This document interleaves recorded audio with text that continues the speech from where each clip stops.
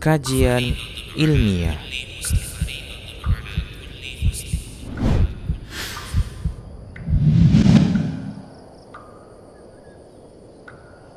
Bismillah.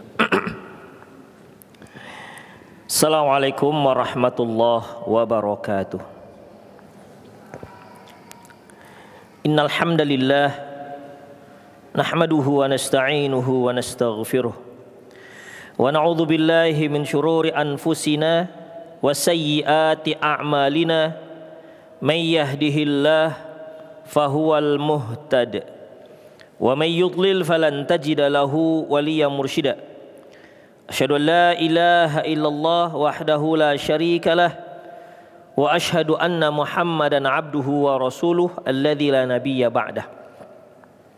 Wa qala Allah subhanahu wa ta'ala ya ayyuhalladzina amanu taqullaha haqqa tuqatih wa la tamutunna illa wa antum muslimun. Wa qala azza man qala ya ayyuhalladzina amanu taqullaha wa qulu qawlan sadida yuslih lakum a'malakum wa yaghfir lakum dhunubakum wa may yuti'illaha wa rasulahu faqad faza fawzan 'azima. Ya ayyuhan nasu taqu rabbakumul ladzi khalaqakum min nafsin wahidah wa khalaqa minha zawjaha wa batha minhuma rijalan katsiran wa nisaa'a wattaqullaha alladzi tasaaluna bihi wal arham innallaha kana 'alaikum raqiba. Amma ba'du, inastaqal hadits kitabullah wa khairal hadi hadi Muhammad sallallahu alaihi wasallam wa syarrul umur muhdatsatuha wa kullu muhdatsatin bid'ah wa kullu bid'atin dhalalah wa kullu dhalalatin finnar. Ikhwati wa akhwat, ikhwan, para ummahat, kaum muslimin, kaum muslimat rahimani Allah wa iyyakum. Alhamdulillah, kita kembali bertemu dalam acara tahunan kita, yaitu Muslim Berdedikasi, di mana hari ini merupakan hari pertama untuk Muslim Berdedikasi yang ke-6, di mana tema besar kita untuk Muslim Berdedikasi tahun ini 2023 yaitu bangkit bersama tauhid. Ikhwah rahimanallahu wa iyyakum, tahukah antum bahwasanya umat ini mundur dan umat ini memiliki rasa takut yang berlebihan pada diri mereka? Itu semua dikarenakan terkait dengan masalah tauhid, di mana di saat kaum muslimin tidak lagi memperhatikan tauhidnya, di saat kaum muslimin mulai mengabaikan ibadahnya kepada Allah Subhanahu wa taala, maka salah satu musibah yang akan menimpa mereka adalah rasa takut.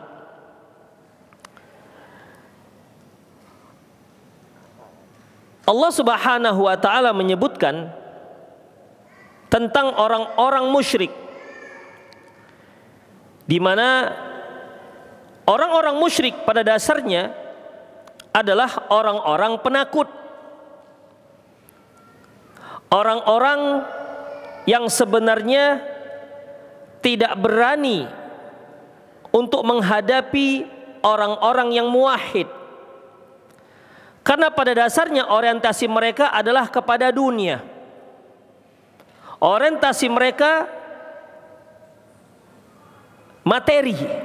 Beda halnya dengan para muwahhid. Orang-orang yang bertauhid, orientasi mereka adalah tauhid. Tujuan dasar mereka adalah ridho Allah Subhanahu wa taala. Oleh karena itu, apabila seorang muslim ingin berjaya, apabila kaum muslimin ingin mengembalikan kejayaan mereka sebagaimana masa keemasan mereka, harus benar-benar memperhatikan tauhid mereka, bahkan mengaplikasikan tauhid mereka dalam kehidupan sehari-hari. apapun usaha kaum muslimin untuk mengembalikan kejayaan itu tetap harus dalam frame ataupun dalam lingkaran syariat Allah, dalam lingkaran tidak melanggar tauhid kepada Allah Subhanahu wa taala. Syekh As-Sa'di rahimahullah pernah berkata, "Wa man nadhara fi taslitil kafarati 'alal muslimin." Barang siapa yang melihat bagaimana penguasaan orang-orang kafir terhadap kaum muslimin, wa zalamati, dan kezaliman yang mereka timpakan kepada kaum muslimin, arafa anna dzalika min ajli dzunubihim wa uqubatan lahu. Maka mereka akan bisa menyimpulkan bahwasanya itu semua dikarenakan maksiat yang dilakukan oleh kaum muslimin dan sebagai hukuman atas kaum muslimin. Di sini Syekh Sa'di mengatakan, kalau kita melihat bagaimana orang-orang kafir sekarang ini mampu menzolimi kaum muslimin, mengusir kaum muslimin dari kampungnya, menjajah kaum muslimin, bahkan mereka lebih mendominasi kaum muslimin di muka bumi ini, itu semua bukan dikarenakan kehebatan mereka semata, tapi dikarenakan kaum muslimin terlalu banyak melakukan pelanggaran-pelanggaran syariat mereka, terutama terkait dengan masalah tauhid. Kalau kita lihat ikhwah azinallahu wa iyyakum, di zaman dahulu sudah ada yang namanya negara adidaya, Farsi dan Romawi. Tapi kita lihat bagaimana kaum muslimin mampu untuk menundukkan mereka. Mampu untuk menundukkan mereka. Berarti ikhwah, dari dulu orang-orang yang kafir itu sebenarnya sudah kuat. Sudah kuat. Dan kekuatan-kekuatan mereka adalah kekuatan-kekuatan adidaya. Sementara kaum muslimin adalah umat yang baru muncul di muka bumi. Umat yang baru tumbuh di muka bumi. Tidak memiliki pengalaman dalam berperang. Tapi kita lihat, dengan tauhid mereka, mereka mampu menaklukkan negara-negara adidaya tersebut. Ikhwah rahimanallahu wa iyyakum. Wa man nadhara fi taslitil kafarati 'alal muslimin wa zalamati, arafa anna dzalika min ajli dzunubihim uqubatan lahu. Barang siapa yang melihat bagaimana penguasa-penguasa orang kafir mampu menguasai kaum muslimin dan mereka tega-teganya menzolimi kaum muslimin, mereka akan lihat bahwasanya hal itu bukan dikarenakan kehebatan mereka, tapi dikarenakan kaum muslimin banyak melakukan pelanggaran-pelanggaran dalam agama mereka, terutama masalah tauhid. Wa innahum idza qamu kitaballah wa sunnata rasulina makkana lahum fil ardi wa nasarahum ala a'daihim. Apabila mereka tegak di atas kitabullah dan sunnah Rasulullah sallallahu alaihi wasallam, maka Allah Subhanahu wa taala akan menjayakan mereka di muka bumi ini dan akan memberikan pertolongan kepada mereka. Ikhwah rahimanallahu wa iyyakum. Oleh karena itu, rasa takut sebenarnya ada di hati orang-orang non-muslim. Dikarenakan apa? Dikarenakan kesyirikan mereka. Karena kesyirikan mereka itulah Allah timpakan kepada mereka ketakutan yang luar biasa terhadap kaum muslimin. Makanya dalam surah Al-Imran ayat 115 Allah Subhanahu wa taala menjelaskan, sanulqi fi qulubil ladzina kafaru ru'ba bima asyraku billah. Dan kami akan masukkan ke dalam hati orang-orang kafir itu rasa takut. Kenapa muncul rasa takut ini? Bima asyraku billah. Karena mereka mensekutukan Allah Subhanahu wa taala. Jadi ikhwah, rasa takut, berani dan seterusnya itu semua dari Allah Subhanahu wa taala. Ketika kaum muslimin berani menjaga agama mereka, berani memperjuangkan agama mereka, itu juga dari Allah Subhanahu wa taala. Apabila Allah Subhanahu wa taala mengatakan orang-orang kafir akan kami masukkan ke dalam hati mereka rasa takut dikarenakan kesyirikan yang mereka lakukan, berarti kebalikannya. Allah akan memberikan keberanian yang luar biasa kepada orang-orang yang mentauhidkan Allah Subhanahu wa taala. Demikian ikhwah. Saya ulangi, apabila Allah katakan bahwasanya Allah Subhanahu wa taala akan membuat ciut, akan membuat takut orang-orang kafir dikarenakan kesyirikan yang mereka lakukan, berarti Allah Subhanahu wa taala akan memasukkan rasa berani, sikap yang berani, wibawa, mulia ya terhadap orang-orang yang bertauhid. Berarti ikhwah, kita lihat kenapa kaum muslimin lantas sekarang itu dipandang sebelah mata oleh orang kafir, karena mereka sedikit demi sedikit mulai meninggalkan tauhidnya. Ikhwah rahimanallahu wa iyyakum. Kita lihat ikhwah, Imam Al-Qurtubi pernah mengatakan, kana sababu ilqa'ir ra'bi fi qulubihim isyrakuhum billah, yaitu sebabnya rasa takut di hati orang-orang kafir adalah dikarenakan mereka mensekutukan Allah Subhanahu wa taala. Mereka telah mensyirikkan Allah Subhanahu wa taala. Ikhwah, itulah dia sebabnya. Oleh karena itu ikhwah, azanallahu wa iyyakum. Ya, dalam masalah ini, masalah terkait dengan kejayaan kaum muslimin itu sangat kuat sekali hubungannya dengan tauhid kepada Allah Subhanahu wa taala. Solusi utama jika kaum muslimin ingin bangkit jaya, mengulangi masa-masa keemasan mereka dahulu, solusi utama adalah mereka harus kembali kepada tauhid. Mereka berupaya dengan semaksimal mungkin menjauhkan berbagai bentuk kesyirikan yang kalau kita lihat sekarang di kalangan kaum muslimin, disadari atau tak disadari mereka bergelimang bukan hanya pada masalah maksiat, tetapi pada masalah kesyirikan. Padahal inna syirka la zulmun azim, sesungguhnya kesyirikan itu merupakan kezaliman yang sangat dahsyat. Lebih besar dosanya ketimbang pembunuhan, lebih besar dosanya ketimbang perzinahan, lebih besar dosanya ketimbang perjudian, bahkan lebih besar dosanya ketimbang dia zina dengan ibu kandungnya sendiri. Itulah masalah kesyirikan. Ikhwa azanallahu wa iyyakum. Kita lihat bagaimana pengaruh tauhid pada umat-umat sebelum, pada umat kaum muslimin dan umat sebelum kaum muslimin. Kita lihat Makkah yang awalnya adalah negeri tauhid. Yang penghuni pertama Makkah adalah Nabi Ismail dan ibunya. Barulah kemudian berdatangan orang-orang Arab ingin ikut tinggal di sana setelah adanya air Zam-Zam. Awalnya Makkah adalah tauhid. Kita lihat bagaimana Ka'bah yang Allah katakan, inna awwala baiti wudi'a lin-nasi lalladzi bi Bakkah mubarakah.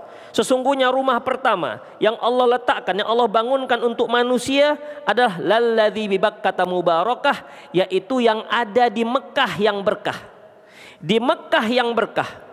Lihat pada waktu itu ikhwah, ketika Nabi Ibrahim diperintahkan oleh Allah Subhanahu wa taala membawa anaknya dan istrinya. Siapa istrinya?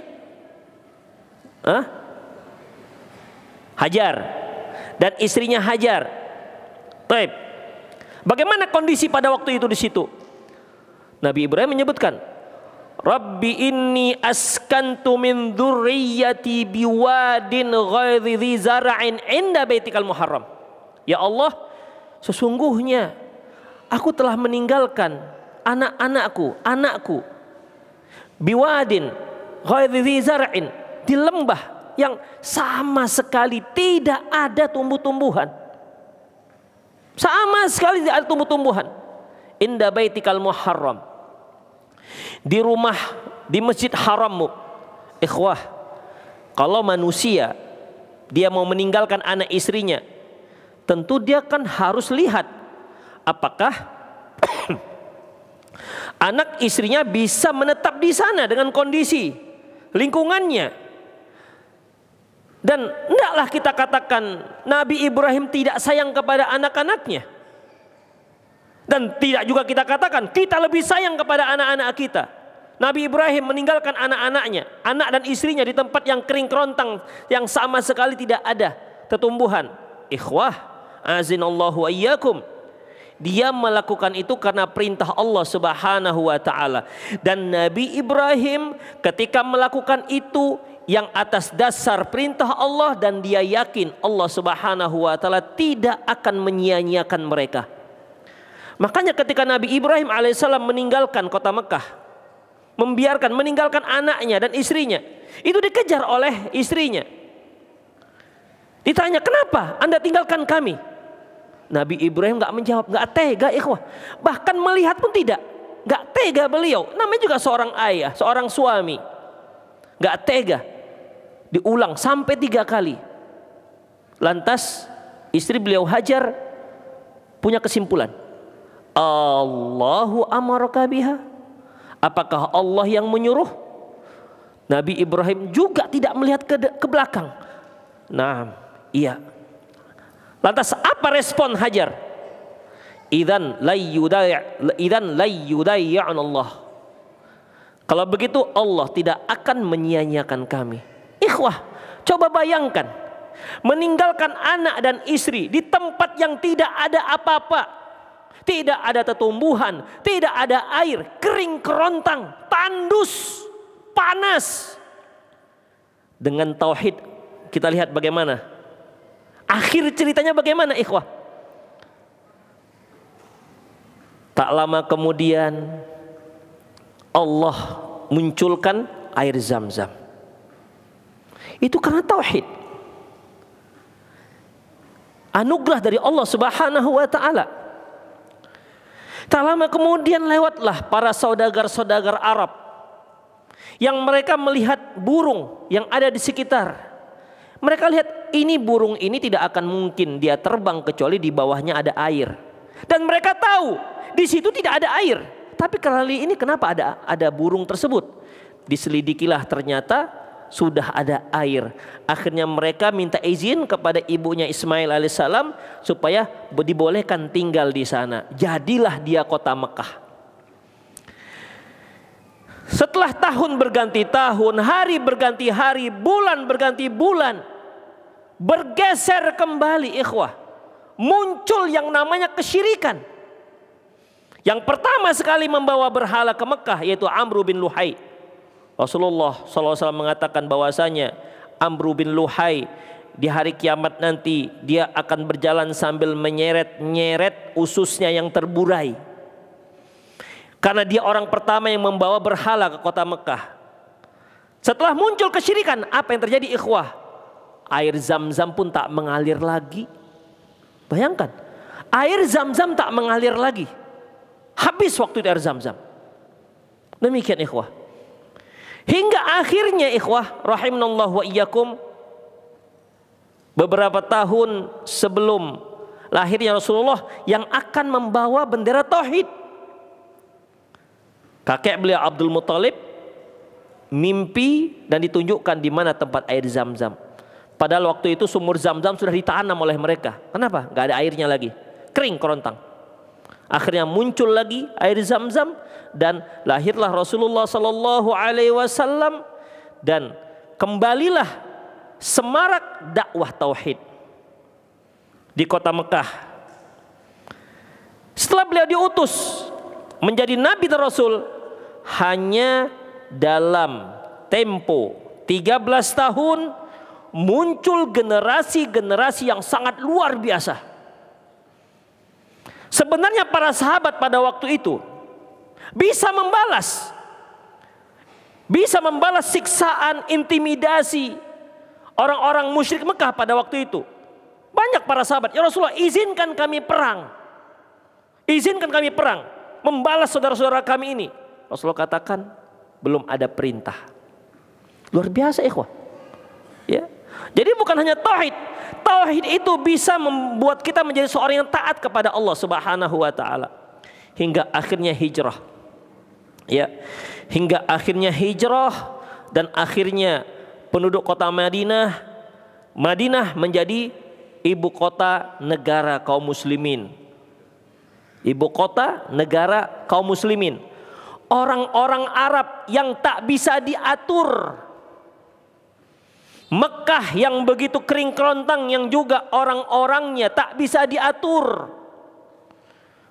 Bahkan mereka itu melegalkan pelacuran. Kalau ada yang kalau sekarang orang bilang open BO lah ya. Caranya bagaimana? Ditancapkan bendera di depan rumahnya.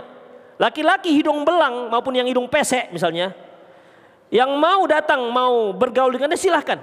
Kalau wanita ini hamil, tinggal nanti diundang orang-orang yang ahli nasab. Mereka lah akan menentukan ini anak si fulan, ini anak si fulan. Dan orang-orang yang pernah menggauli si pelacur ini mau tidak mau harus menerima. Itu ikhwah. Dan banyak hal lain, intimidasi, kezoliman terjadi di kota Mekah. Demikian juga kita lihat di Madinah bagaimana orang Arab, sebagaimana yang sudah kita fahami bagaimana antara suku Khazraj dan suku Aus perang ratusan tahun tak usai-usai. Makanya di negeri Arab tidak ada satu raja pun yang mendominasi negara Arab. Orang Arab tuh egonya luar biasa. Hukum rimba sangat berjalan. Yang kuat mengalahkan yang lemah. Yang lemah menjadi kuat, dia akan kalahkan lagi yang lemah. Demikian ikhwah. Hingga datanglah Islam dengan membawa syiar tauhid. Dan kita lihat apa reaksi dan apa akibatnya. Kita lihat dalam jangka waktu sekitar 30 tahun.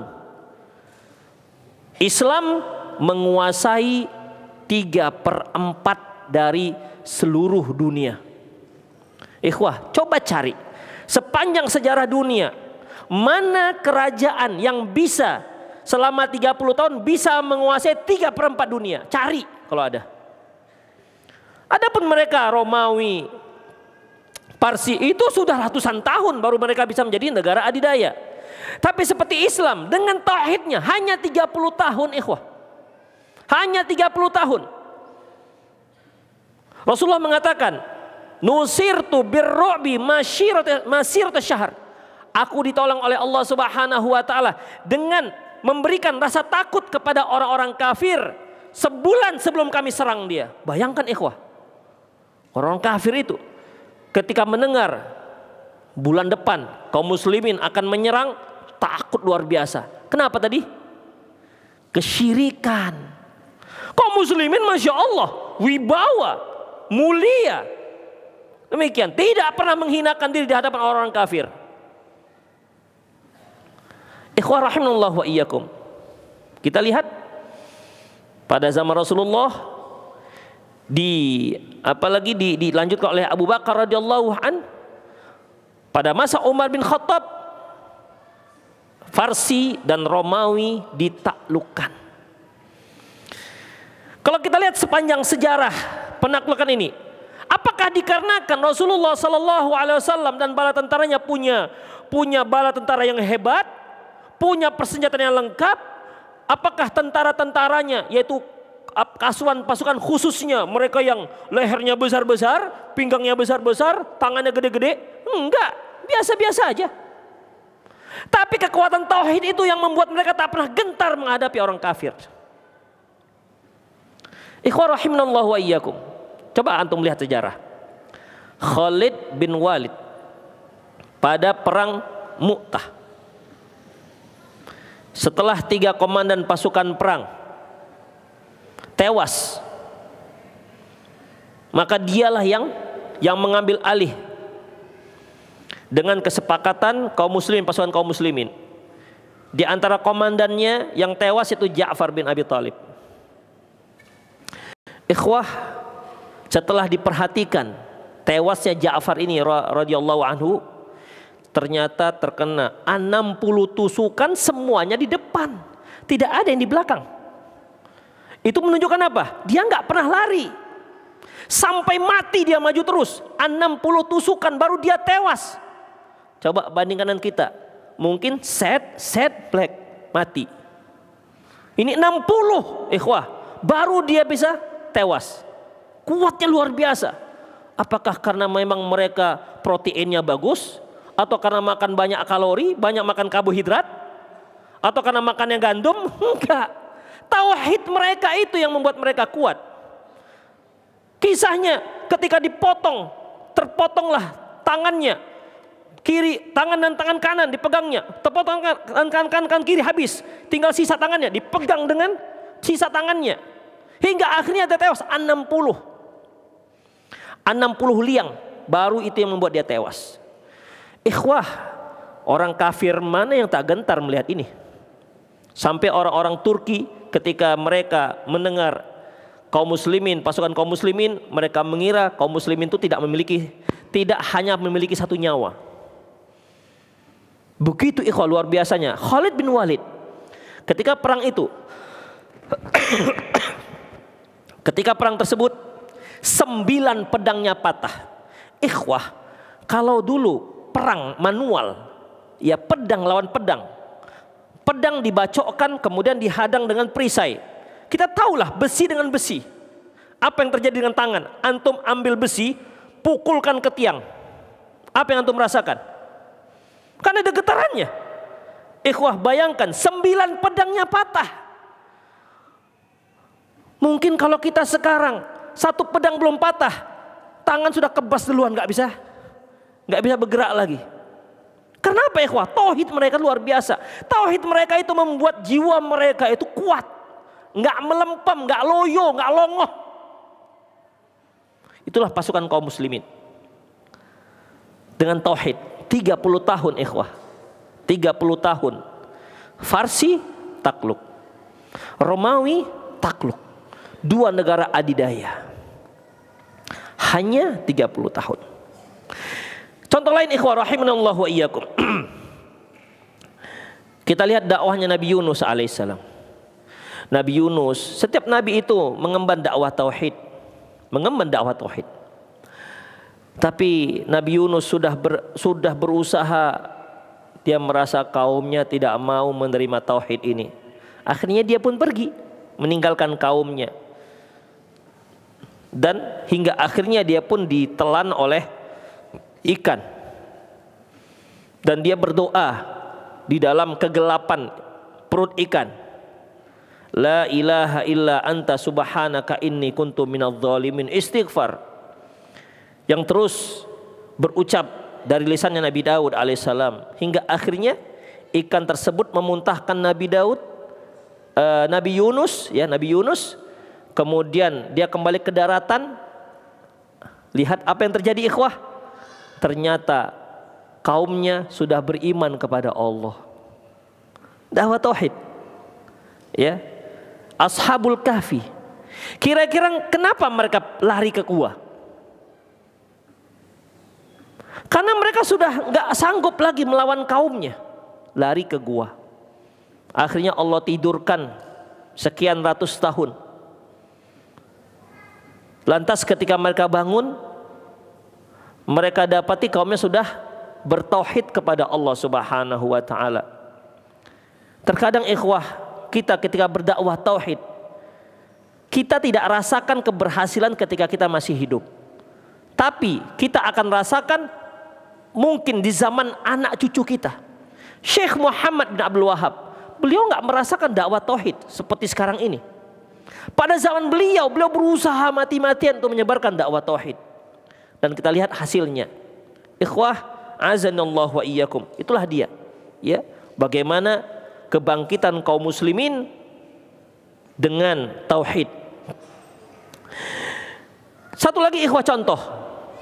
Negara Saudi Arabia yang dengan dakwah tauhid, kalau antum lihat Google, cari negara Saudi tahun 1950,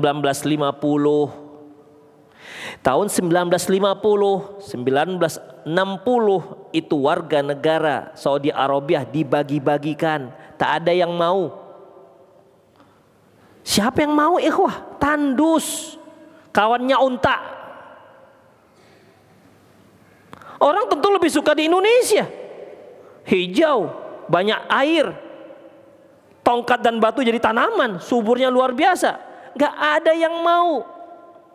Sekarang kalau sekarang ini kita bagi-bagikan warga negara Saudi Arabia, antum mau gak? Ibu-ibu mau gak, Bu? Jangan tanya lah. Demikian. Kenapa, ikhwah? Itu dikarenakan tauhid, pengaruh tauhid.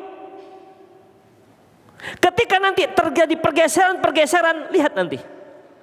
Ketika terjadi pergeseran, maka akan kita lihat bagaimana hasilnya. Karena semua itu karena tauhid.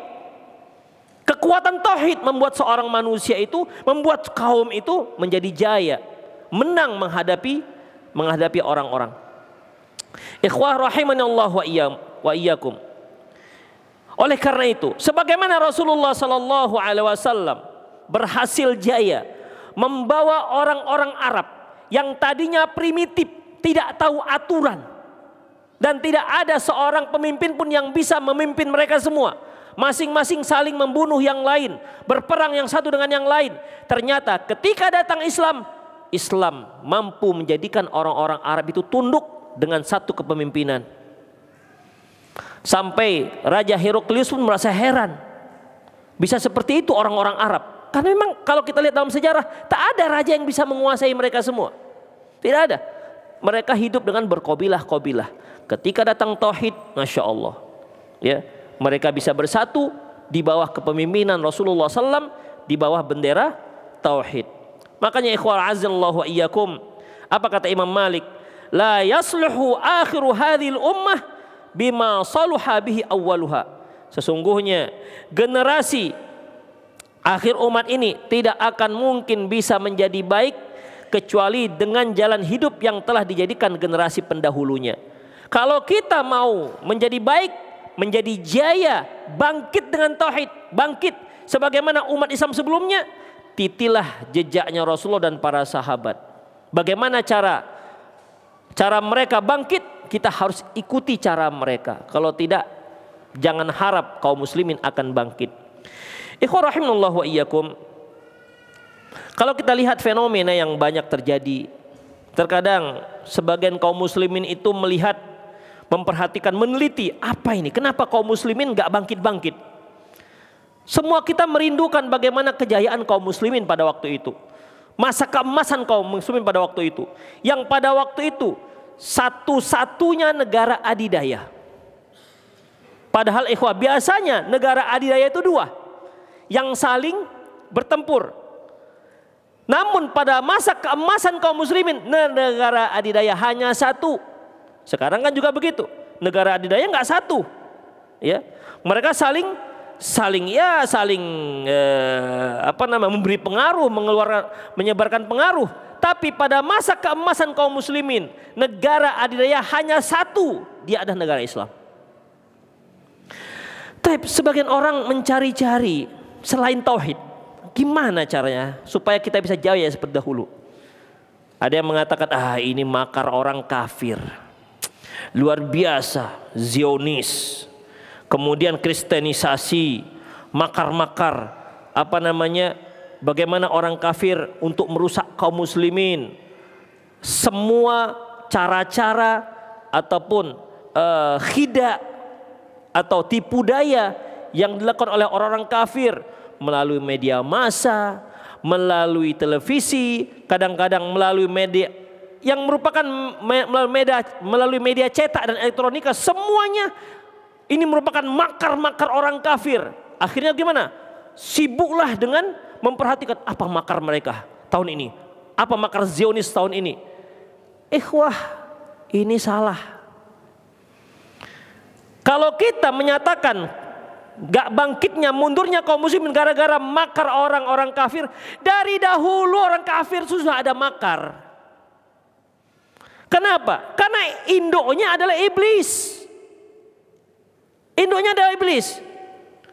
Semua kejahatan-kejahatan, dari yang kecil sampai yang besar yaitu syirik, itu biangnya adalah iblis. Ikhwah, oleh karena itu iblis ini sudah punya pengalaman. Pengalamannya sejak Nabi Adam alaihissalam sampai sekarang dia masih hidup. Karena dia minta kepada Allah Subhanahu wa taala. Ketika Allah Subhanahu wa taala bertanya kepada iblis, "Ma mana'aka alla tasjuda idh amartuk?" Iblis, kenapa kamu enggak mau sujud? Kan aku yang suruh. Dia katakan, "Ana khairum minhu." Aku lebih baik dibandingkan Adam. Khalaqtani min nar wa khalaqtahu min tin. Engkau ciptakan aku dari api, engkau ciptakan si Adam dari tanah. Marah Allah Subhanahu wa taala. Allah tidak tanya siapa yang lebih mulia, siapa yang lebih baik. Allah hanya tanya, ente itu kenapa enggak sujud? Kan aku yang suruh. Marah Allah, diusir. Dari situlah dendam iblis terhadap Nabi Adam. Dan bahkan sampai ke kita. Kita tak pernah ketemu dengan iblis. Tak pernah ada urusan dengan iblis. Tapi kita kena hasadnya iblis. Dia katakan, Rabbi anzirni ila yaumi yub'atsun. Ya Allah, beri aku tangguhan usia. Allah katakan, ya sudah. Qala fa innaka minal mundarin ila yaumi waqtil ma'lum. Kamu diberi usia sampai nanti hari kiamat. Apa katanya? Rabbi bima aghwaytani. Ya Allah, karena engkau telah menjadikan aku sesat. La aq'udanna lahum siratal mustaqim. Aku akan duduk di tengah-tengah jalanmu yang lurus. Summa la'atiyannahum min baini aydihim wa min khalfihim. Aku akan rayu, goda mereka, aku akan bisikkan mereka dari depan, dari belakang, wa an aymanihim wa an syamalihim, dari sebelah kanan dan dari sebelah kiri mereka. Wala tajidu aktsarum syakirin. Allah, engkau akan lihat gak banyak dari mereka, ingat kalimat mereka, gak banyak mereka yang bersyukur. Engkau akan lihat gak banyak mereka yang bersyukur. Padahal manusia pada waktu itu berapa orang? Satu. Tapi iblis sudah pakai kata-kata mereka. Yakin dia. Optimis luar biasa ikhwah. Demikian. Dia tetap siaga satu. Gak bisa dari depan, dari belakang. Gak bisa dari belakang, dari kanan. Gak bisa dari kanan, dari kiri. Kita yang ketika berbuat baik itu, ketika ada halangan sedikit, ya sudahlah, tak jadi. Mau ngaji, gerimis adalah, apa boleh buatlah gerimis. Iblis nggak kayak gitu. Dia menyesatkan kaum muslimin, menyesatkan orang-orang baik dengan sekuat tenaganya, disertai dengan tentara-tentaranya. Tentara-tentaranya itu dari golongan setan jin dan manusia. Wa kadzalika ja'alna likulli nabiyyin aduwan syayatinal insi wal jin. Demikian kami jadikan setiap nabi itu ada musuh, setan-setan dari kalangan jin dan setan-setan dari kalangan manusia. Itulah tentara-tentaranya iblis. Iblisnya hanya satu. Big makernya itu iblis. Termasuklah tentara-tentaranya orang-orang kafir ini, ikhwah. Demikian. Firaun, anak kesayangan iblis tuh. Demikian, ikhwah. Mungkin ketika Firaun mengatakan, wa ana rabbukumul a'la, aku ada Tuhanmu yang maha tinggi. Mungkin iblis pun, berani kali kawan ini. Mungkin begitu. Awak aja nggak berani begitu, si yang berani dia. Demikian, mantap. Begitu iblis, mungkin ya. Jadi rahimanallahu wa iyyakum. Jadi sebagian orang mengira bahwasanya wah ini dikarenakan mundurnya kaum muslimin, dikarenakan hebatnya makar-makar orang kafir. Ikhwah, sekali lagi kita katakan, makarnya ke orang kafir itu dari iblis itu sudah lama, dari dulu. Bukankah terbunuhnya nama anak Adam yang kita selalu kenal dengan peristiwa Qabil dan Habil? Itu kan makarnya iblis juga. Dari dulu sudah makar. Demikian. Apakah ketika Rasulullah SAW berdakwah tauhid, jayanya kaum muslimin, gak ada makarnya orang kafir? Allahu Akbar. Tengok lagi sejarah bagaimana Abu Jahal berusaha untuk merusak kaum muslimin, memundurkan kaum muslimin dengan pasukan-pasukannya. Demikian, ikhwah. Makar, semuanya makar. Tetapi ikhwah rahimanallahu wa iyyakum, kenapa bisa selamat dari makar-makar itu? Rencana-rencana jahat mereka itu. Ikhwah, Allah Subhanahu wa taala menyebutkan dalam soal Imran ayat 120. Apa kata Allah? Wa in tasbiru wa tattaqu. Kalau kalian sabar dan kalian bertakwa, la yadurrukum kaiduhum syai'a. Niscaya tipu daya mereka sedikit pun tak mendatangkan kemudaratan kepadamu sedikit pun. Demikian, kalau kalian bersabar dan kalian bertakwa, sehebat apapun makar-makarnya orang kafir, la yadurkum syai'ah, sedikit pun tidak akan memudaratkan kamu. Wa makaru wa makar Allah. Mereka punya makar, Allah juga punya makar. Demikian ikhwah. Jadi kalau cerita masalah makar dari dulu, berapa banyak orang yang meneliti makar Zionis, gerakan Zionisme, gerakan kristenisasi, gerakan ini, gerakan itu, gerakan komunis. Saking hebatnya penelitian dia nggak tahu apa itu tauhid. Dia nggak tahu apa itu yang namanya syirik. Ikhwah, ini kan salah sudah dalam penelitian. Allah Subhanahu wa taala kan menjamin, wa in tasbiru wa tattaqu. Kalau kalian sabar dan bertakwa, maka la yadurrukum kaidum syai'a. Semua makar-makar mereka, rencana-rencana jahat mereka tidak akan memudaratkan kamu. Mungkin antum masih ingat bagaimana peristiwa Hudaybiyah, perjanjian Hudaybiyah. Itu kan boleh dibilang ikhwah, boleh dikatakan berat sebelah. Boleh dibilang itu beratnya ke kaum muslimin. Di antaranya apabila ada kaum muslimin yang pergi ke Mekah, maka tidak dipulangkan. Tapi apabila ada penduduk Mekah yang lari ke Madinah, maka wajib dipulangkan. Coba.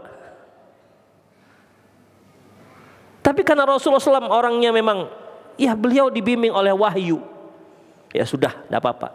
Umar ikhwah pada waktu itu protes. Ya Rasulullah, ini kan memberatkan kita. Ini enggak adil seperti ini.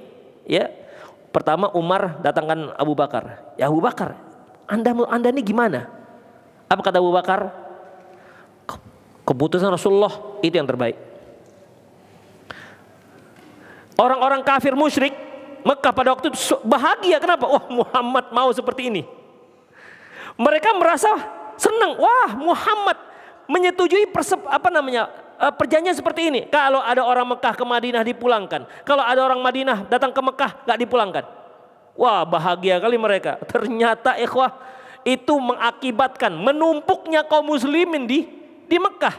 Yang dari Madinah lari ke Mekah, pergi ke Mekah gak boleh dipulangkan, akhirnya kan di Mekah aja dia. Yang orang Mekah pergi ke Madinah harus dipulangkan, akhirnya semakin banyak kaum muslimin di Mekah. Ada lagi yang gak tahan, akhirnya mereka buat pasukan sendiri di Jeddah. Pernah protes mereka kepada Rasulullah, itu kok ada yang di Jeddah? Yo, ini kan antara Madinah dan Mekah. Jeddah itu bukan perjanjian saya.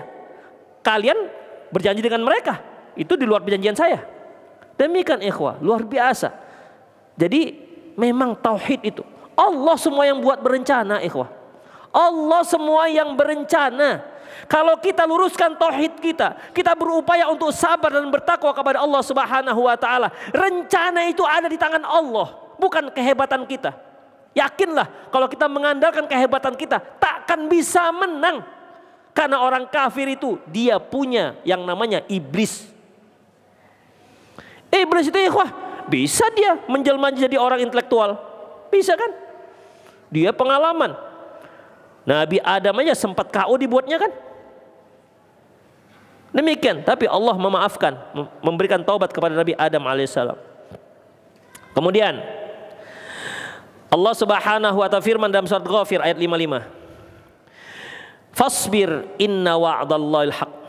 Bersabarlah, sesungguhnya janji Allah itu benar. Wastaghfir li dzambik. Mohon ampun kepada Allah atas dosa-dosa kalian. Wasabbih bihamdi rabbik bil asyi wal ibkar. Dan mohon ampunlah untuk dosa-dosamu dan bertasbihlah serta memuji Tuhanmu pada waktu petang dan pagi hari. Dalam surah Al-Anfal ayat 30 Allah Subhanahu wa taala mengatakan, wa idh yamkuru bikal ladzina kafaru. Dan ingat ketika orang-orang kafir Quraisy memikirkan daya ingin melakukan tipu daya terhadap kalian, terhadap dirimu. Liyuthbituka aw yaqtuluka aw yukhrijuk, yaitu untuk menangkapmu dan untuk memenjarakanmu atau untuk membunuhmu. Wa yamkuruna wa yamkurullah. Mereka buat makar Mereka buat tipu daya. Wa yamkurullah wallahu khairul makirin. Mereka buat tipu daya, Allah gagalkan tipu daya mereka. Wallahu khairul makirin, sesungguhnya Allah sebaik-baik pembalas tipu daya. Demikian ikhwah. Jadi jangan sibuk dengan dengan meneliti makar-makar orang kafir. Jangan. Boleh. Tetapi jangan sampai mengabaikan yang utama, kekuatan utama itu tauhid. Belajar Islam, belajar tauhid, belajar syariat, itu yang utama ikhwah. Ya, utama. Coba kita lihat pergerakan-pergerakan mempelajari, membahas masalah Zionisme, membahas masalah ini segala macam. Begitu adzan, Allahu Akbar, mereka lanjut membalasnya. Melanjutkan pembahasannya. Loh, terus yang mau diperjuangkan itu apa sebenarnya sekarang ini? Apa sebenarnya yang mau diperjuangkan? Apakah Anda memperjuangkan Islam dikarenakan harga beras Anda melejit naik harganya? Apakah gara-gara itu Anda berjuang atas nama Islam? Apakah kalian memperjuangkan atas nama Islam gara-gara yang namanya minyak makan melejit naik harganya? Kemudian Anda mengatakan kita berjuang untuk menegakkan keadilan? Allahu Akbar. Apakah gara-gara naiknya BBM lantas berjuang untuk menurunkan harga BBM dengan atas nama Islam? Ikhwah, sebenarnya Islam itu diperjuangkan untuk apa sih sebenarnya? Untuk perut. Makanya kalau kita lihat para caleg-caleg, apa yang mereka janjikan? Jalan mulus, kan gitu kan? Beras murah, kesehatan murah, kemudian apa lagi? Sembako murah. Ada enggak rencana saya, program kerja saya memberantas kesyirikan? Gak ada yang milih. Gak ada yang milih. Ikhwah, kalau tauhid ditegakkan, biasalah lapar-lapar sikit. Iya kan? Emang kenapa gue lapar? Masalah dunia ikhwah bagi orang bertauhid gak begitu masalah kali. Yang penting mereka berusaha. Gak bisa dia makan daging, makan ikan. Iya kan? Gak bisa dia makan ikan, udah makan ikan asin. Gak bisa makan ikan asin, pakai garam, pakai nasi panas taruh garam, insya Allah garam Himalaya. Waduh, masya Allah. Iya kan? Emang gak bisa makan? Demikian. Pakai nasi putih aja bisa nggak hidup? Bisa. Saya dulu juga pernah makan hanya pakai garam, hidup. Alhamdulillah sekarang kan gendut pun. Bisa hidup. Wah, dunia ini kan tinggal kemampuan kita berapa. Pakai baju, ya kalau Anda mau beli mahal silakan. Yang nggak sanggup beli yang murah, nggak sanggup juga cari yang second. Yang penting pakai baju. Apalagi sekolah, nggak bisa yang mahal, yang murah. Nggak bisa murah, buat homeschooling, ajarkan sendiri di rumah. Apakah sudah pasti kalau Anda menyekolahkan anak Anda di tempat-tempat yang favorit, dia pasti lebih pintar dibandingkan anak yang homeschooling? Enggak juga. Demikian, itu dunia ikhwah. Orang yang bertauhid insya Allah, ya, dimanapun dia dilempar, dia akan hidup. Nabi Ismail dan ibunya, di mana ditinggalkan? Hidup kan ikhwah. Tapi kalau dia nggak bertauhid, ketika dia mau pergi, aduh, apa fasilitas di sana? Demikian ikhwah. Mau ngaji, oh iya, gimana? Tempatnya ber-AC apa enggak? Ada enggak makanannya? Ada free buku apa tidak? Kalau ada oke lah kita ngaji. Kalau enggak, aduh maaf lah, aduh encok mulai agak sedikit kumat. Astagfirullah. Coba habis pengajian, pokoknya setiap habis pengajian ada makan-makan, ada bagi-bagi makan. Masya Allah ikhwah. Itulah dia. Itu yang pertama ikhwah. Yang kedua, yang selalu menjadi pembahasan, alasan mengapa kaum muslimin tidak bangkit, gara-gara penguasa yang zolim. Perhatikan, gara-gara penguasa yang akhirnya sibuk mengkritik penguasa, ini gara-gara Jokowi, gara-gara itu. Pokoknya gara-gara dialah ini maka Islam ini nggak jaya, adanya golongan-golongan orang-orang merah, entah biru, kita nggak tahu lah itu. Demikian, gara-gara ini semua. Gara-gara penguasa yang zalim, yang dibahas orang penguasa terus mengkritik habis-habisan. Ikhwah, dia lupa. Allah Subhanahu wa taala pernah mengatakan dalam surah Al-An'am ayat 124. 29. Al-An'am 129. Apa kata Allah Subhanahu wa taala? Wa kadzalika nuwalli ba'dadh dhalimina ba'dhan bima kanu yaksibun. Dan demikianlah kami jadikan sebagian orang yang zalim itu menjadi pemimpin bagi sebagian yang lain. Bima kanu yaksibun, akibat ulah mereka sendiri. Jadi ikhwah rahimanallahu wa iyyakum, ketika kita katakan pemimpin kita itu zalim, kenapa? Itu dikarenakan memang masyarakatnya zalim juga. Ini saya tanya antum, seandainya Allah Subhanahu wa taala mengangkatkan pemimpin untuk orang-orang muslim di Indonesia, seorang pemimpin seperti Abu Bakar, kira-kira yang pertama protes kepada Abu Bakar siapa? Misalnya nih, seperti Abu Bakar, yang pertama protes kepada pemimpinnya siapa? Kaum muslimin. Kenapa? Harus sholat, ya kan? Harus pakai jilbab. Mau lelah kaum muslimin. Ini kan hak asasi manusia, tak pakai jilbab. Maunya tuh pakai bikini nggak apa-apa. Kenapa? Kebebasan ekspresi. Orang muslim tuh. Terus Anda kepingin pemimpin Anda seperti Abu Bakar. Kitanya nggak sanggup, ikhwah. Kita belum siap. Demikian, kita belum siap. Makanya pemimpin kita seperti apa? Itu merupakan cerminan kita. Itulah cerminan kita. Makanya ikhwah rahimanallahu wa iyyakum, jangan sibuk dengan mengkritik penguasa. Penguasa itu merupakan orang yang diangkat oleh Allah Subhanahu wa taala. Ya, orang yang diangkat oleh Allah Subhanahu wa taala. Memimpin kita, dan dia adalah cerminan kita. Dia adalah cerminan kita.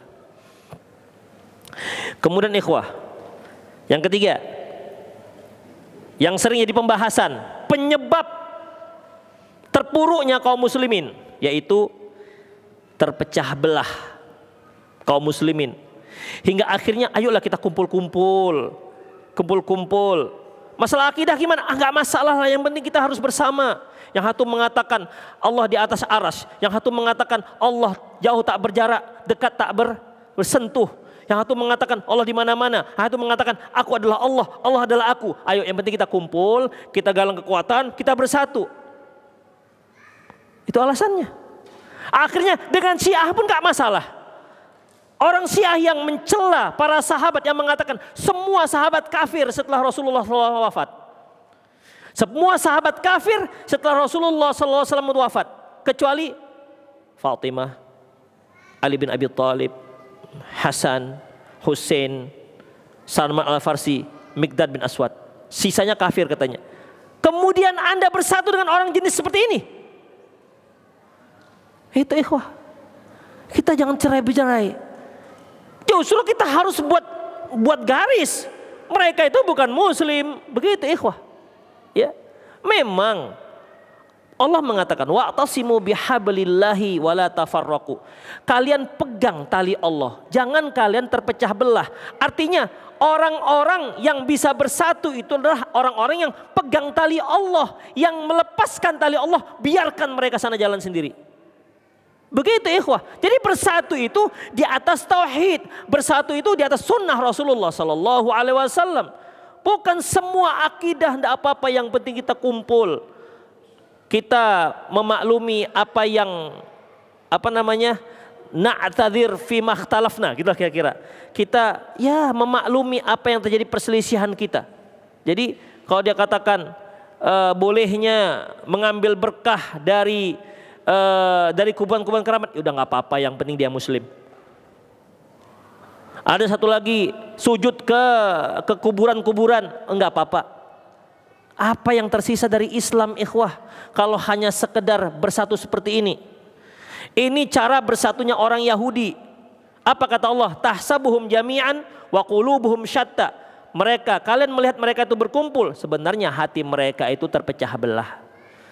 Jadi ikhwah, bukan begitu cara menyatukan kaum muslimin. Cara menyatukan kaum muslimin berada di atas tauhid yang benar, manhaj yang benar. Bukan mengumpulkan seperti orang yang sedang mengumpulkan kayu bakar di malam yang gelap. Semua bentuk panjang dimasukkan. Gak tahu dia mana ular, mana kayu udah. Ternyata yang dimasukkan keranjang ular, siap patuk dari belakang.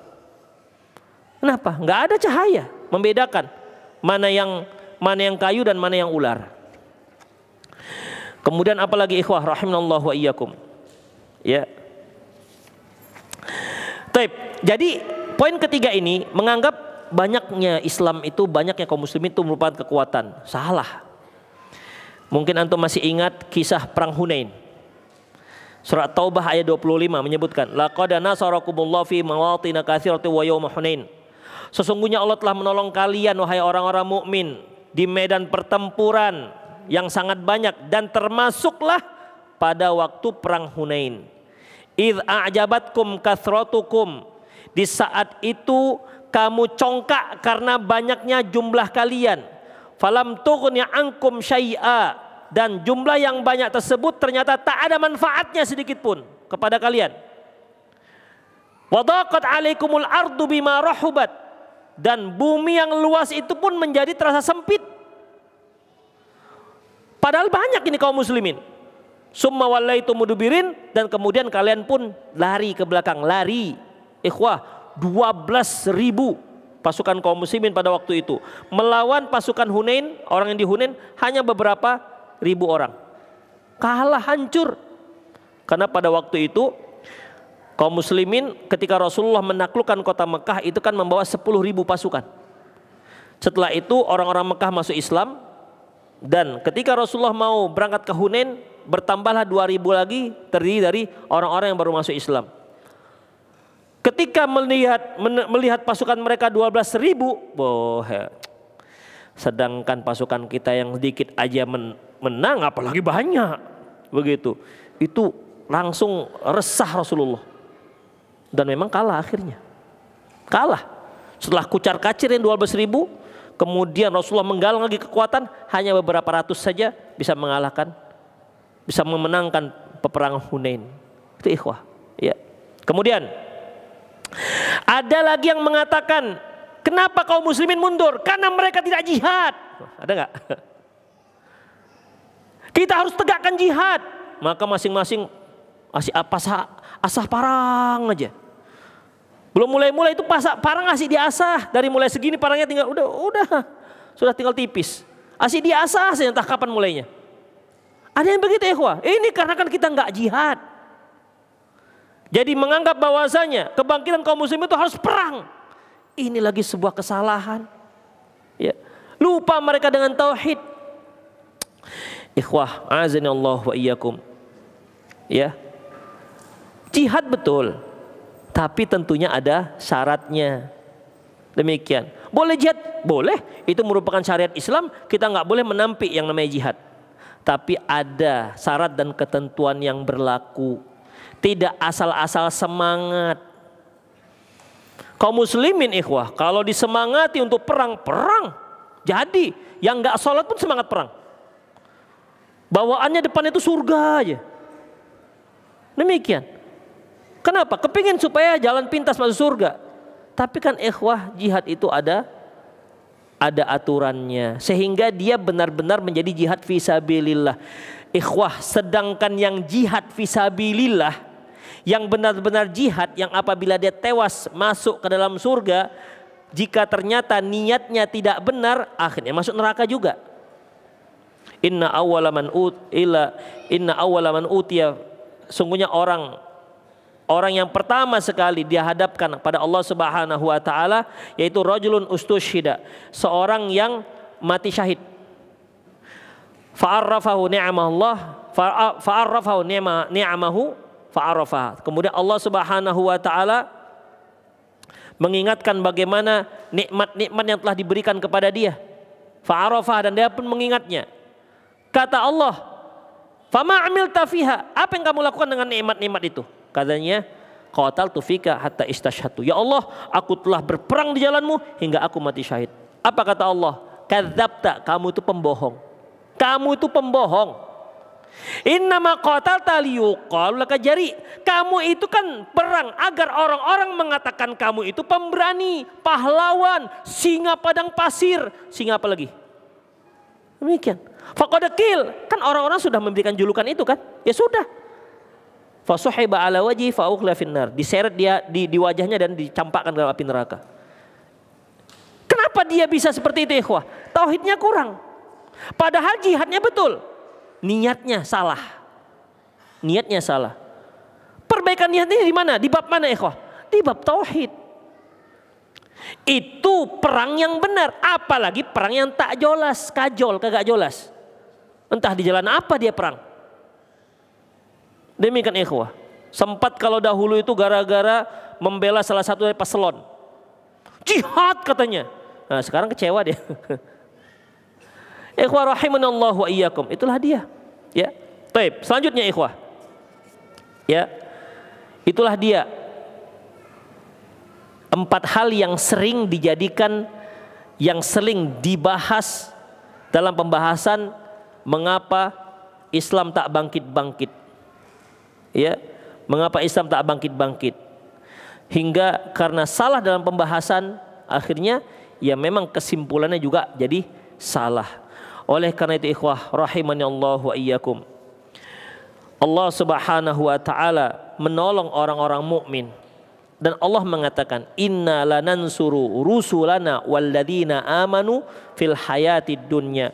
Sesungguhnya kami itu menolong para rasul-rasul kami dan orang-orang yang beriman dalam kehidupan dunia, wa yauma yaqumul ashhad, dan juga mereka yang dan pada hari kiamat kelak. Ghafir ayat 51. Allah juga berfirman dalam surah Saf ayat 14. Fa ayyadna alladzina amanu ala aduwwihim fa asbahu zahirin. Dan kami berikan kekuatan kepada orang-orang yang beriman menghadapi musuh-musuh mereka, lalu mereka pun menjadi orang-orang yang menang. As-Saff ayat 14. Dan Allah Subhanahu wa taala menjanjikan itu. Surat Nur ayat 55. Wa'adallahu alladhina amanu minkum wa 'amilus shalihat. Allah menjanjikan kepada orang-orang yang beriman di antara kalian dan yang beramal soleh, la yastakhlifannahum fil ard. Sesungguhnya Allah akan menjadikan mereka penguasa di muka bumi. Kama stakhlafal ladzina min qablihim, sebagaimana Allah telah berikan amanah penguasa kepada orang sebelum mereka. Wala yumakkinanna lahum dinahumul ladzii irtada lahum, dan Allah akan meneguhkan agama mereka yang telah diridhoinya. Wala yubaddilanna lahum min ba'di khaufihim amna, dan Allah Subhanahu wa taala akan merubah rasa takut mereka menjadi rasa aman. Apa syaratnya? Ya'budunani, hendaklah mereka itu menyembahku, wala yusyrikuna bi syai'a, dan jangan sekali-sekali mensekutukan aku dengan apapun. Wa man kafara ba'da dzalik, dan barang siapa yang kafir setelah itu, faulaika humul fasiqun, merekalah orang-orang fasik. Demikian ikhwah rahimanallah. Sudah sangat jelas. Ya, sudah sangat jelas. Oleh karena itu ikhwah rahimanallah wa iyyakum, tauhid merupakan solusi untuk bangkit. Kita pelajari tauhid, maka kita akan dapat semuanya. Bahkan keberanian juga atas dasar tauhid. Allah Subhanahu wa taala menyebutkan dalam sebuah hadis yang diriwayatkan oleh Imam Abi Daud dari Thauban. Apa kata beliau? Yushiku al-umam an tada'a alaikum kama tada'al akalatu ila qas'atiha. Akan datang suatu masa di mana musuh-musuh kalian bersatu berlomba untuk memerangi kalian bagaikan orang yang berebut makanan yang sedang ada di dalam sebuah talam. Faqala qail, seorang berkata, amin qillati nahnu yauma idzin, ya Rasulullah, kenapa seperti itu? Apa waktu itu kita itu sedikit sampai dikeroyok orang seperti itu? Demikian, kita tahulah bagaimana kalau ada makanan di dalam nampan, gimana orang makan? Keliling kan? Tuh, kita di tengah-tengah dicokotin oleh orang-orang sekeliling. Ya Rasulullah, apakah karena kita waktu itu sedikit? Apa kata Rasulullah? Bal antum katsirun. Enggak, kalian mayoritas. Bal antum katsirun, enggak, bahkan pada waktu itu kalian itu mayoritas. Walakinnakum kutha ka kutsa'is sail, tapi kalian itu bagaikan buih yang berada di atas air yang terombang-ambing, tidak punya tauhid, tidak punya kekokohan akidah. Kemudian beliau katakan, la yanzi'annallahu min suduri aduwikumul mahabata minkum. Sungguh Allah akan membuang rasa takut mereka. Allah akan membuang rasa takut musuh-musuh kalian. Wa yakdhibannallahu fi qulubikumul ahwahna, dan Allah akan merasukkan dalam hati kalian penyakit wahan. Jadi Allah katakan Allah akan membuang, menghapuskan rasa takut musuh-musuh kalian kepada kalian. Padahal seharusnya kan musuh-musuh Allah itu takut dengan orang Muslim, tapi enggak, Allah yang menghapuskan rasa takut mereka. Ya, mereka enggak takut lagi kepada orang-orang Muslim. Kenapa? Allah yang menghapus rasa takut itu. Kemudian dan Allah akan masukkan dalam hati kalian penyakit wahan. Kila ya Rasulullah, amal wahan. Apa itu penyakit wahan ya Rasulullah? Hubbud dunya, cinta pada dunia. Wa karahiyatul maut, dan benci dengan kematian. Terlalu cinta dengan kematian, terlalu cinta dengan dunia. Terkadang cinta dunia itu sekarang ikhwah, kalau yang sudah ngaji-ngaji itu agak-agak cinta-cinta yang syar'i gitu kan. Jadi agak-agak syar'i gitu. Demikian ikhwah. Kalau mama-mama ya biasalah kan, jilbabnya sudah ada 3. Dek kan sudah beli jilbab, Dek. Bang, itu yang merek Jim, yang kho belum kho. Yang kho belum bang, itu yang ha juga belum. Ada yang lagi ta. Ya Allah, semua di ujung tangan itu kho, ha, jim, semua di situ. Demikian. Itu masih yang satu warna, hijau, hijau lumut, hijau apa lagi, hijau botol, hijau daun. Jadi sebenarnya kita ini apa dibilang cinta dunia yang syar'i atau gimana, Allahu a'lam. Ikhwah rahimanallahu wa iyyakum, itulah fenomenanya. Ya. So hubbud dunya, cinta kali dengan dunia. Wa karahiyatul maut, kalau sudah cinta dunia, dia akan benci dengan kematian. Demikian ikhwah rahimani Allahu wa iyyakum. Terakhir Allah Subhanahu wa taala firman dalam surah Al-A'raf ayat 96. Walau anna ahlal qura amanu wattaqau, seandainya penduduk negeri beriman dan bertakwa, la fatahna alaihim barakatim minas sama, niscaya kami akan limpahkan kepada mereka berkah dari langit, wal ard, dan dari bumi. Walakin kadzabu, tapi ternyata mereka mendustakan ayat-ayat kami, bima kanu yaksibun, maka akhirnya ya kami siksa mereka akibat perbuatan mereka sendiri. Itulah ikhwah azanillahu wa iyyakum, ya, yang harus kita perhatikan. Kalau kita ingin bangkit, Islam ingin bangkit, maka kembali kepada agama kita yang pertama. Rasulullah pernah mengatakan, ya, sallallahu alaikum dzullan, Allah akan rasukkan ke dalam hati kalian tuh rasa hina di hadapan orang kafir. La yanzi'uhu, Allah tidak akan cabut rasa hina tersebut. Ikhwah, kan sekarang kita rasakan begitu. Jadi kadang-kadang orang itu lebih suka menampakkan dia itu bukan muslim.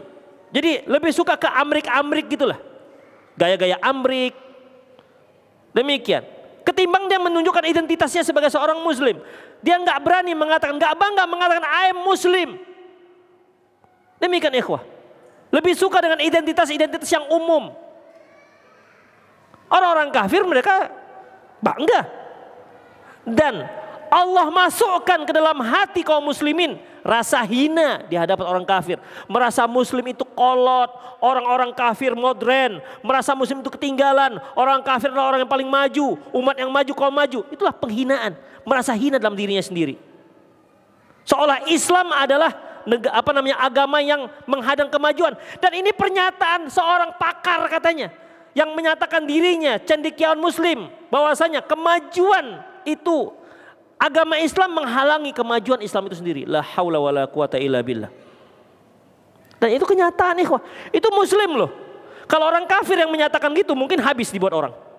Tapi orang muslim sendiri, kalau kita pegang dengan Islam kita, itu menghalangi kita untuk maju. Demikian. Akhirnya Allah masukkan rasa hina dalam hati.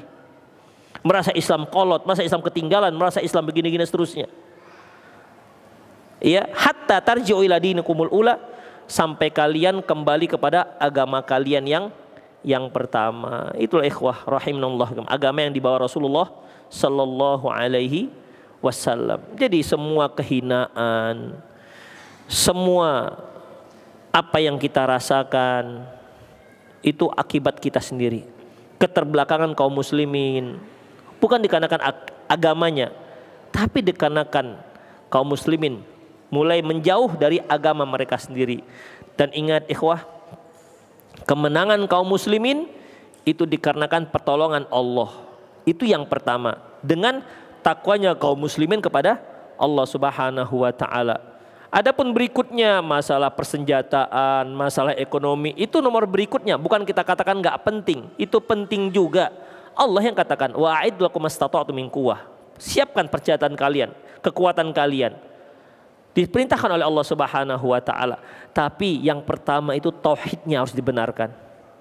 Ketakwaan harus dibenarkan. Umar bin Khattab pernah memberikan nasihat kepada Sa'ad bin Abi Waqqas dan tentara-tentaranya. Apa kata Umar bin Khattab?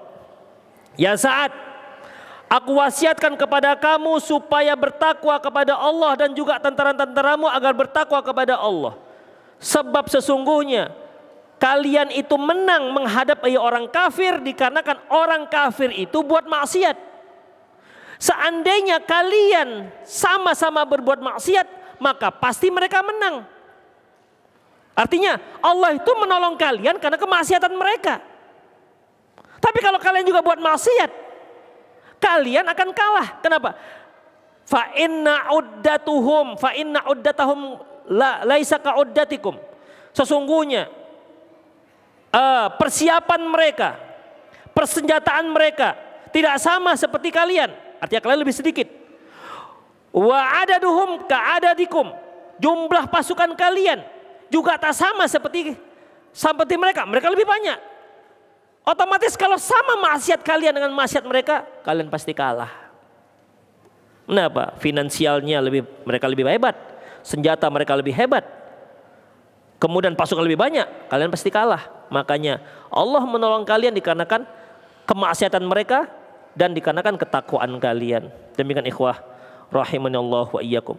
Saya bacakan satu hadis lagi, yaitu dalam sebuah hadis yang diriwayatkan oleh Imam Ibnu Majah. Walam yanqudu ahdallahi wa ahda rasulih.